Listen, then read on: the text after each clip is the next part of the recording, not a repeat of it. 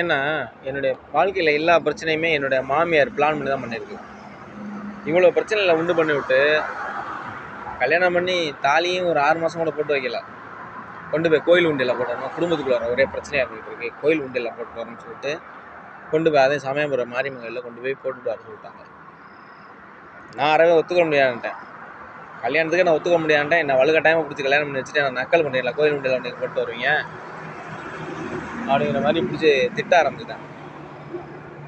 பண்ணுறதெல்லாம் நீங்கள் தான் பண்ணிட்டு இருக்கீங்க.